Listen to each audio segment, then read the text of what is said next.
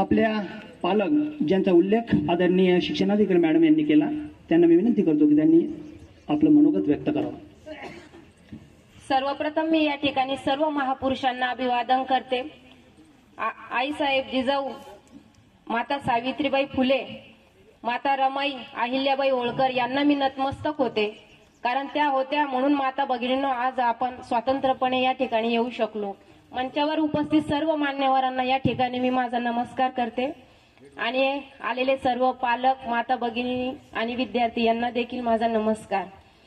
जिल्हा परिषद शाळेमध्ये शिक्षण घेणाऱ्या मुलांच्या आईवडिलांसाठी प्रथमच मैदानी खेळ आयोजित करणारे विकासजी मीना साहेब यांचे मी सर्वप्रथम आभार मानते, कारण ही संकल्पनाच इतकी सुंदर आहे की जवळजवळ 15 ते 20 वर्षानंतर आम्ही महिला ग्राउंडवर आलो आणि खेळलो, पडलो, जडलो, लागलं, पण आनंद होता त्यामध्ये। इजा झाल्या पण घरी जाऊन म्हटलो नाही की आमचं हात दुखतोय किंवा पाय दुखतोय, त्या सर्व गोष्टीमध्ये आम्हाला फार आनंद वाटला। मी शिला भगवान गाडे भिशेवाडी या ठिकाणी माझी मुलगी विभावरी गाडे इयत्ता पहिलीमध्ये शिक्षण घेत आहे। असं बरंच ठिकाणी पाहायला भेटतं की मुलं शाळेमध्ये आई वडिलांचं नाव निघावं म्हणून खेळतात, पण या संकल्पनेतून पहिल्यांदाच असं दिसतंय की आई वडील जीवाचं रान करून मैदानावर पळताय की का, की माझ्या मुलाला आनंद व्हावा, की माझी आई जिंकली, माझे वडील जिंकले।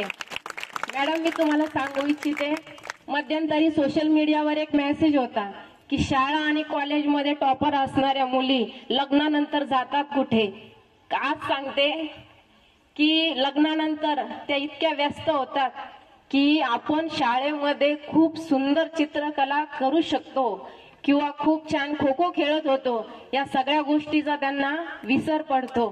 पण आज या संकल्पनेतून आम्हाला जो काही हा ग्राउंड उपलब्ध करून दिला त्याबद्दल मी विकासजी मीना साहेब यांचे मनापासून सर्व माता भगिनींच्या वतीने आभार मानते।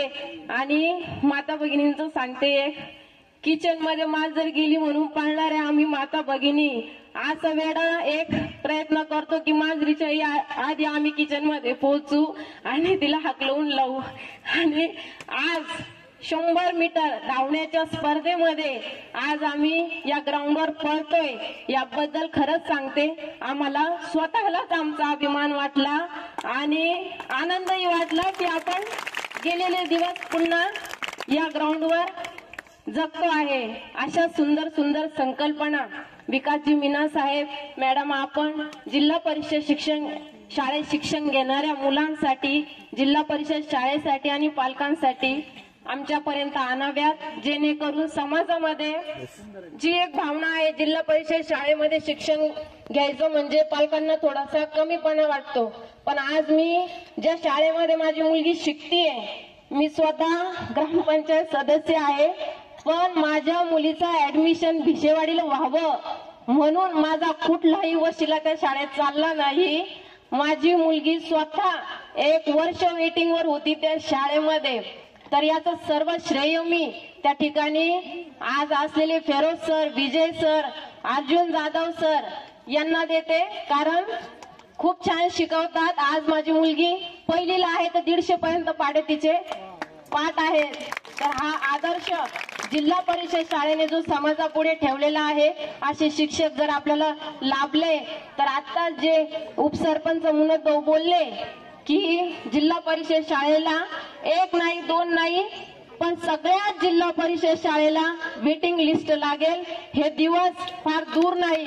आणि आपण सर्व पालकांनी या जिल्हा परिषद शाळा सुधाराव्यात म्हणून खरंच प्रयत्न केले पाहिजे। जेवढी जबाबदारी शिक्षकांची असते त्यापेक्षाही जास्त ती पालकांचीही असते। मला आज या ठिकाणी माझं मनोगत व्यक्त करण्यासाठी आयोजकांनी संधी दिली, त्याबद्दल मी त्यांचे आभार मानते। धन्यवाद। थांबाताई, त्या ठिकाणी आपण जे मनोगत व्यक्त केले ते आदरणीय भोकरे साहेब आणि शिक्षणाधिकारी मॅडम यांना खूप आवडलं।